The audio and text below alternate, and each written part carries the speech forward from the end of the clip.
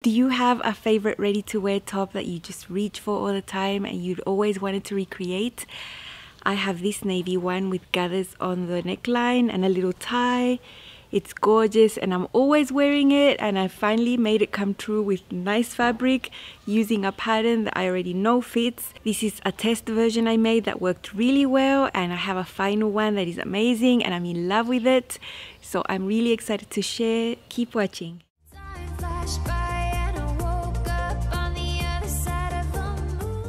Hi sewing friends, I'm Karina from liftingpinsandneedles.com. Welcome to my channel all about sewing, limitless sewing, where every single video has a lot of practical sewing content for you. You can watch and get inspired by and maybe apply these ideas and techniques to your own sewing. So if you think that's a cool idea, go ahead and subscribe to this channel. Tap on the bell so you don't miss out when new videos come live. I mentioned I wanted to recreate a ready-to-wear top that I've been using for years. I bought this top in a market in Bolivia on the streets, very cheap. I can't even remember how much. I probably got it in 2015, so you know, a good 5 years ago, and I have worn it to no end. I absolutely love this top, and it is a tank top basic, you know, it doesn't have many other features, there's no darts anywhere. But when you don't see darts on a garment, they are there, but just disguised as something else. And in this case, the volume that is required to fit the body and the bust is up here on the gathers. So it's a beautiful, beautiful top. I'm going to turn it inside out so you can see. And now I could have gone the way of cloning, and I have tried to clone ready-to-wear things like this before, only to be really disappointed by finding that some of the fabric pieces aren't cut on grain, and that the pattern pieces, the shapes are all crooked and bent. And I'd rather use a pattern that I know fits, make a few changes, and then get something even superior to this. So this is the back. The back has a normal bias binding, so do the arm side. And then on the front, the way they did this was just extending this neckline and folding it under, and that creates a casing from where they put a tie, and then on the front that tie comes out of a buttonhole. Now it looks good, I wear it all the time. I've got nothing against this. I don't like the idea of when you have a woven garment folded under that amount, because what I see folded under is about 2 centimeters or 3/4 of an inch.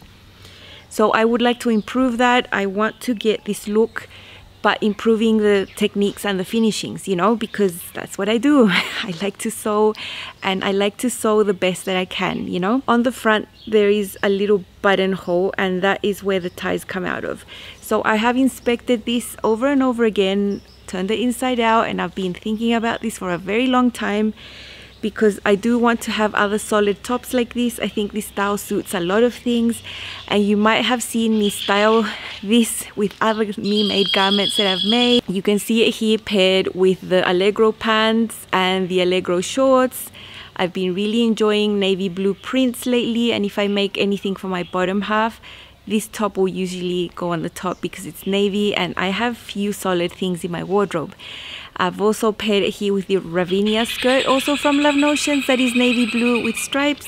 So it is something that I pull out of my wardrobe and wear constantly. Now it happens to be that some Fridays of the month I feature a Love Notions pattern that is on sale for $5, and that is the case with the Harmony blouse today, this Friday. So that is the one that I have on, and this is the pattern that I have used to create what I've set to create for this video, which is recreating my ready-to-wear top. It's one I've made last year, and I have it on right now. You can see it there. I did do a hack and do like a center front seam with some details and a little pocket to hide a flower on the apex, but I love the fit. It's semi-fitted at the bust and upper chest with a side buster. It's got lovely shaping on the back with a seam on the center back, and then it's loose and flowy down here, and it's just something I like to wear a lot. I like something that is nicely form fitted up here and then is more relaxed at the bottom. So I know it fits, I know the side buster is there, and I'm going to be using this side buster and transfer that volume up onto the neckline. Now I have to point out, I sew a size large standard bust, so I have a size of a dart right there that suits me and my bust, right? But to create more gathers up here, I opted to make the size large with the full bust piece, which means that the side buster is larger, wider, and there will be more space at the bust to create nicer, more gathers here on the top. So I have done that sizing change not because I need it for my fit. If you want to know more about this top and a full review of the pattern, you can go ahead and look at last year's video that I will link above. It's already on the channel, you can watch it there. Now, before hopping into the practical sewing, I made a test. So I modified my pattern pieces. I got scraps from fabric I had in my stash. I've already made a Rhapsody dress with a tie with this fabric, and I had random pieces of fabric left that I could use to make up this test, to see if I liked the amount of gathers, to see if I liked how low the neckline was and how the overall look and construction method was going to work for me. So I made one. It's really hard to see because it's a print, but you can see the gathering there on the neckline, the ties coming out of the buttonhole. The ties will tie up into a bow. I use the same arm side that you would use if you were attaching the sleeves that are available on this pattern, because I like to have more coverage here. So that is an approach I am consistent with any pattern that offers like a tank tie arm side that is more scooped in like this. I'd rather just leave it and have more cover here. So I've done the same, and I've done this bias binding finish. Otherwise it's the same, you know, the back has a center back seam, and to get this pattern to work, one of these backs I had to cut on the cross grain, and there is a little sideways bird there that makes you know that I cut this piece on the cross grain. Otherwise you can't tell, and because this is a crepe that is pretty the same cross grain and the grain line, I can live with that. For this one, I drafted a facing and just finished the edges of the facing with the serger. I did an amount of the facing I found was a little bit too wide. The casing turned out a little bit too wide, wider than what I would like. So this was a test run. It is mega wearable. I'm gonna wear it and love it. And I used this to correct and finalize the width I wanted my facing to be, the ties, all that jazz, the finishing techniques. So the final one is red. It's a lovely rayon blend with linen. It's beautiful. It's got a beautiful drape. It's a lovely color, and red is my favorite color. So I went ahead and made a red one, and that is what you're going to see in Up Close and So Personal. So let's hop into that.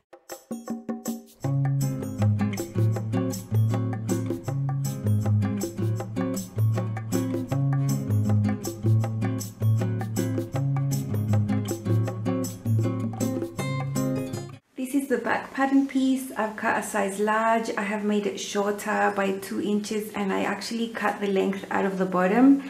I don't mind losing a bit of width at the bottom for this style. Otherwise, if I wanted to keep the width at the bottom, there is a shorten and lengthen line there. But as I said, I wouldn't mind having less volume there at the hem, so I just chopped off 2 inches following the curve there. This design has this little excess here because you're supposed to do like a little open slit there. And then the bias binding here will have a little button loop. But for this design, I'm just going to sew that closed. I don't need a slit there to put my head through because I'm going to be lowering the front neckline as well. And the neckline is going to be larger. So I'm just folding that little paper away and just making the seam be normal. This is the front pattern piece. I have the original pattern safe, and I just copied, traced that pattern onto extra paper, so that this extra paper I could chop up. This is paper I make by sticking other papers together that are leftovers from PDF patterns I print wrong. So this looks crazy. My buster there has been closed, and that volume from the side buster has been taken up to the neckline up here. So you can see that the neckline just got really wide, and you can see I've done 2 lines to spread apart. But so you understand how I got to this, I'm going to take this and put it back to how it was, and then I'm going to do it again. So I haven't put tape here, I've just put pins so that I can easily return everything to its original shape. So I've just got a scrap paper there, and I'm going to put the pattern back to how it was originally. So you have the side buster there, and then you have a normal neckline. The first step I did was lower the neckline by about 1 inch. You've seen me do that before. I just drew a new curve. It's not a huge change to the neckline, but I just wanted it a tad lower. I also had already lowered my side bust dart on the original pattern by 5/8 of an inch. So I've done that. And I am using for this pattern the full bust option, not because I need the full bust option, but because the larger bust on the side is going to give me more volume up on the top where I want the gathers. It's just because of that that I chose the full bust option. I usually just sew the standard bust. If I'd chosen the standard bust, my side dart here would be smaller, and because I want to transfer that volume over here, I would have less gathering there. That's the only thing, you know. It's a loose fitting design. It's not going to make a huge difference if I choose the full bust option, you know. Here on that red point there, that is my apex actually. You can see that the dart finishes about 2 inches away from the apex, and this is in drafting correct. You don't want the point of the dart to be right at your apex, so that is where the dart is. But to transfer the volume, I need my pivot point to be at the apex, so that's why you see a red dot there. And to make this area more stable, I put some tape there and stuff, because it's really easy for this to, like, you know, come apart. So on the bottom dart leg there, I just cut through down to the apex, but not right through it. I left paper there. And then I just chose 2 areas here of the neckline, just randomly, you know, one there and one there. And I drew lines up to my apex and cut up to there, but leaving that area so that I could pivot. So this dart leg here, the top dart leg, I'm just going to rotate it and have it match the other dart leg there. And then that opens up all that space there at the neckline instead. And that's where I got my paper. I put it behind. And I already drew this so I could remember to put this back in place correctly. And I'm going to put these pins back on there so you can see. So if I was doing this pattern properly, I would tape this. I would put tape and everything and cut away excess paper from the back. Here you can see the neckline is all sorts of wonky. If I wanted to transfer the side bust darts and create darts on the neckline, which is an option, not the one I'm going for now, I would need to leave this shape there. And I would need to true these and have a weird sort of neckline shape. I just want my normal rounded neckline. I just want it to be wider. So that's why I've just sort of united these lines and made a gentle curve up to meet there. So now I'm going to cut this away, this excess. And this is going to be my new neckline. You can see these areas there are all excess volume that weren't there before, and they've come from the bust. So all the additional volume needed to fit the bust is going to come from the neckline rather than from a side bust dart. This is going to be my new front. I'm going to cut it on the fold. I will cut a facing piece from the same neckline for the front and the back. I will make that facing 3 centimeters wide, and I will sew that facing and top stitch it to have like a casing on the inside. And I'm going to have some ties that are going to come out just from the shoulder seam, just on the front, and come out through the front through a little buttonhole I'm going to make. It'll make sense once I show you. And that tie inside is going to be pulled on the center, and that will gather all this area, and then I'll just do a little bow. The facing on the back won't have the tie inside because I'm not trying to gather the back neckline, just from the shoulder to the front. So yeah, I'm going to cut my pattern pieces and then I'll show you how they look like when they've been cut out. These are the pattern pieces that I'm going to need for my modified harmony top. This is the back, and there is shaping on the back, so there is a seam there at the center back. I cut a facing for the back without the center seam. So on the top there, I just measured a facing that's 3 centimeters in width. I calculated the area of fabric I would need for that, and I fused the interfacing, and then I cut out my facing so that back facing doesn't have a center seam, so it looks nicer. This is the front. I have interfaced the center front there partially, just a small area, because I'm going to need that done in order to do a buttonhole there in a later stage, because that's where the ties are going to come out of. And I have cut a facing for the front. Same shape. This one is not interfaced. The front of the neckline is going to be gathered, so you don't need the bulk of interfacing there. You need it to be nice and soft and movable, you know. And then I have two long ties. I have cut them out super straight, if you can see. These ties are 25 inches long and they're 4 centimeters wide. That's what I calculated I needed because I'm going to be folding those little ties in half lengthwise, sewing them and then turning them right sides under. And the width of that tie is going to be narrower than the facing that I've cut out there once it's been sewn onto the neckline. So I'm going to start this, and my first step is going to be to sew the back center seam, the shoulder seams, and then I'm going to put the facings on the neckline, and I'll leave the side seams for last. I have a semi-assembled top. I said I was going to sew the back seam, and that center back seam is sewn there. I've also sewn the shoulder seams there. I have put the facing together, very hard to see because it's red, but the interfaced one is the back. That is the seam that unites them, and this is the front. I have done a guide stitch and folded under by 1/4 inch. Very, very carefully. You know, this fabric, you look at it and it stretches, and I've been trying to manipulate it delicately. Up closer on the neckline, you can see that the first step I did was stay stitch this. Now I'm going to be uniting the facing to the neckline with 1/4 inch seam allowance, so that stay stitch was done very on the edge within 1/4 inch seam allowance. The seams I've chosen for this top are French seams. You can see there on the inside. It is possible to do a French seam with 3/8 seam allowance like this pattern has. The first stitch that you do wrong sides to wrong sides at 1/8 inch, and then you fold, and the next one is at 1/4 inch. So those two small seam allowance make for a total of 3/8. So I've done that to the shoulders too. Now I mentioned there were going to be buttonholes in the front, and that is where the ties were going to come out of. So I'll show you more about that at the sewing machine. This is the center front neckline. This is the right side of the fabric. And I have a pin there to just mark the middle of this neckline. And as I mentioned, I had fused a piece of interfacing on the back, sort of from the center 1 inch outwards to each side, and it's about 1 inch, you know, wide everywhere. And I cut it along the pattern piece of the top so it could follow the curve there.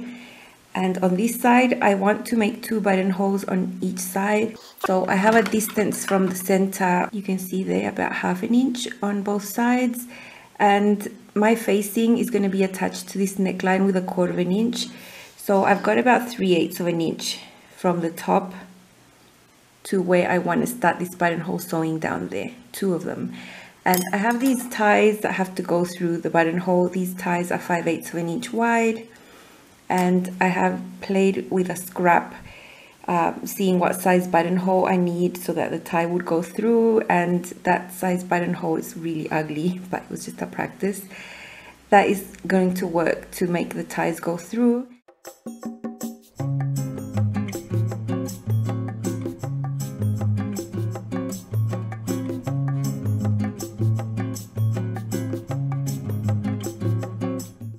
See, there's a nicely done buttonhole there, and then I'll do another one on the other side where I have the mark.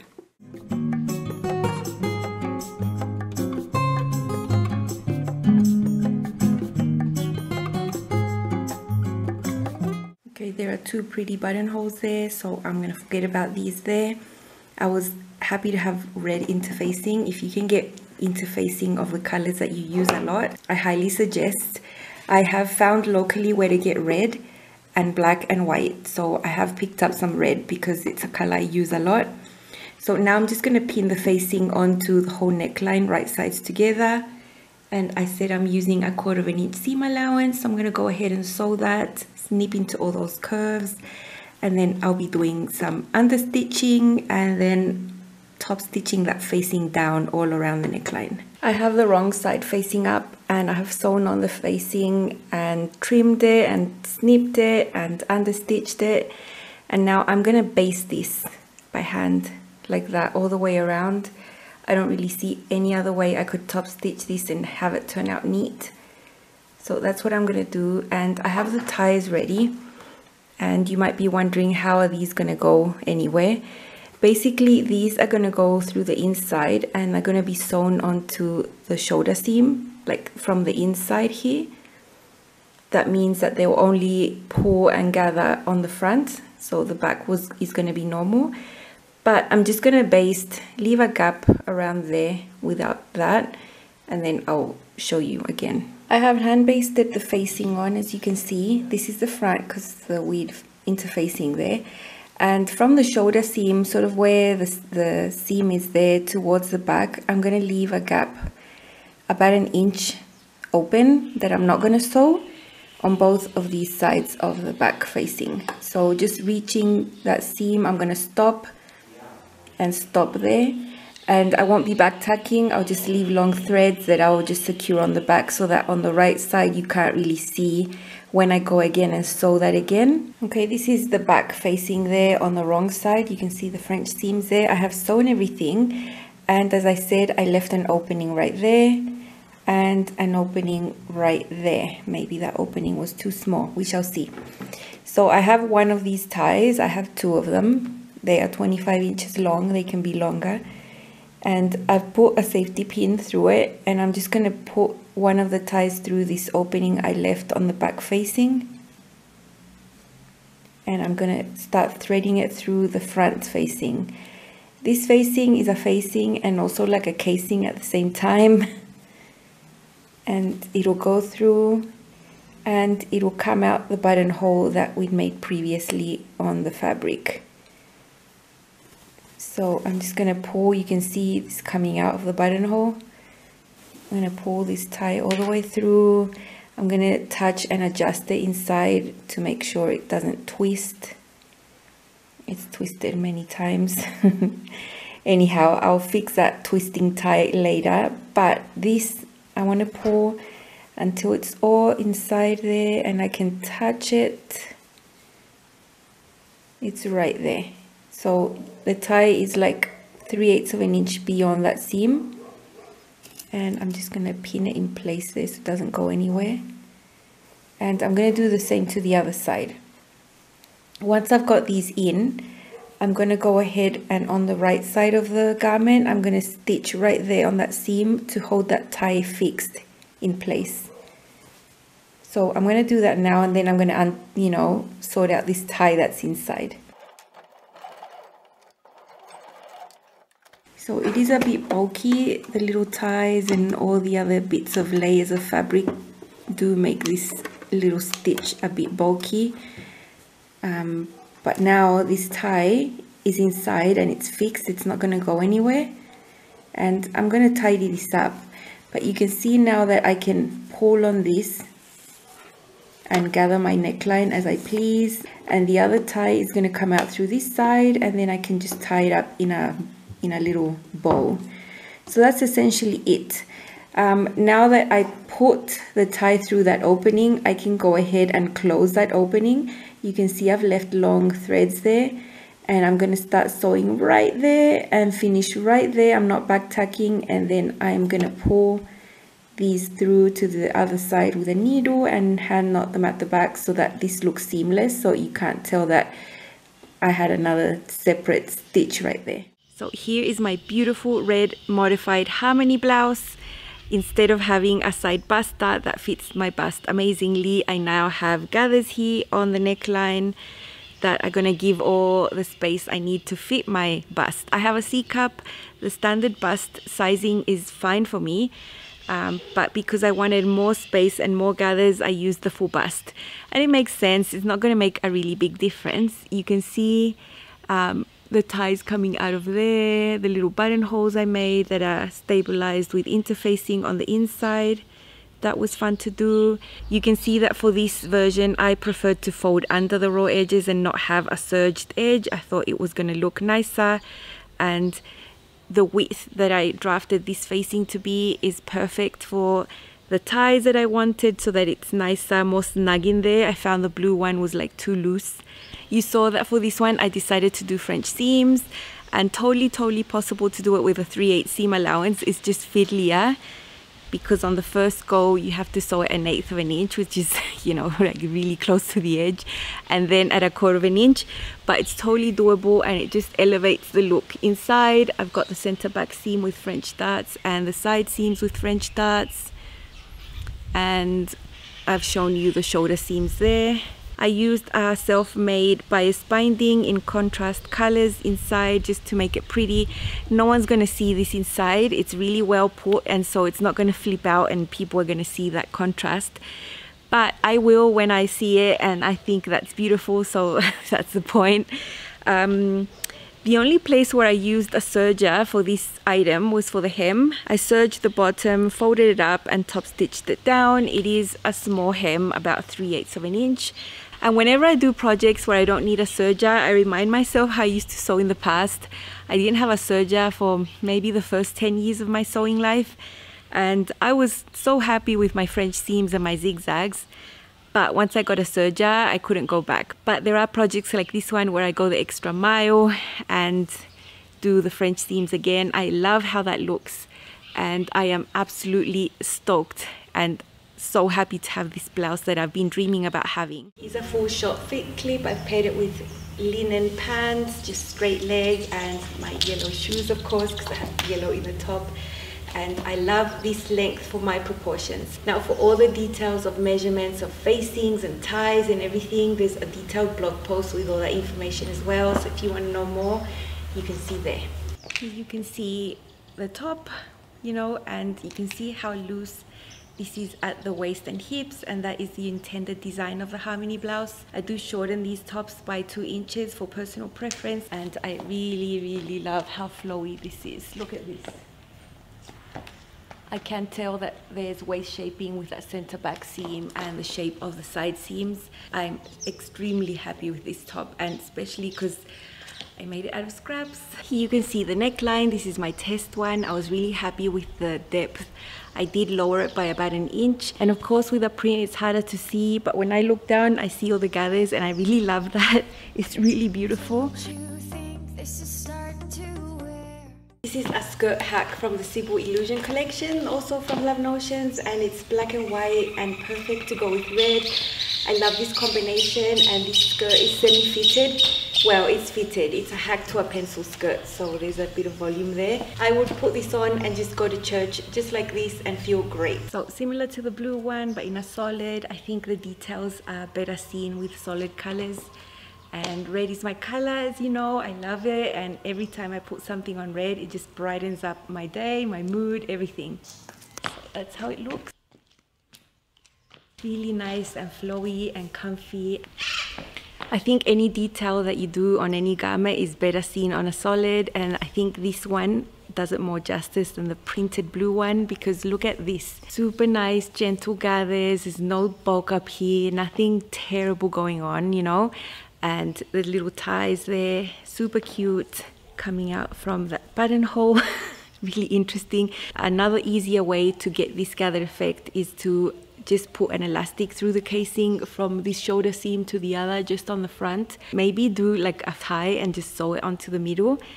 But I really wanted to recreate the one that I had, and that's why I did it like that. But there's an easier way, of course. All the details about the facings and the length of the ties and all those numbery things, you can always find them on the blog post that accompanies this. So head over there so you can see more about these makes. Here I've got my top with the Allegro pants. These are a little bit cropped, and I fold them up a little bit because I like that length. Red shoes. Totally sort of dressed up, but not that much, and I really like how this looks. The combination here, the red and the navy with this print, was what I was dreaming about, and I wanted a solid red top like this to go with these pants and other things, you know. But this is one outfit I had in mind the whole time. This is a color combination that is totally me. I walk out like this and it's just me. I think I can make a navy one as well in another fabric to have another option. I think this ready-to-wear one is a little bit short. It could be longer. The ready-to-wear one has these ties on the sides that I tie at the back. I might add these on later. I'll see if I want to add that on to this blouse. Now, this is the limitless sewing that I talk about on the channel, is taking a pattern that you know fits you and making a few changes. I didn't change the fit of the top. I just took that side bust dart volume and threw it off to the neckline. And that's a lot of fun you can have with dart manipulation. Super fun, it's not hard to do. You can experiment with scrap fabrics and come up with your own designs and take this pattern so much further. It already has so many options, so many sleeves, tulip sleeves, you know. So the Harmony blouse is $5 today. It's a Feature Friday pattern. You can get this amazing pattern that can have so many options and so many more if you do little hacks like these.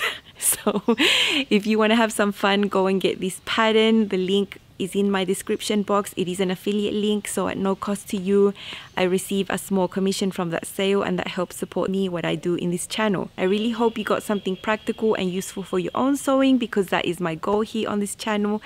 I am super happy with my makes, and I hope you have some fun experimenting with that manipulation at some point when you feel ready. Thank you so much for watching, and I will see you very soon. Bye.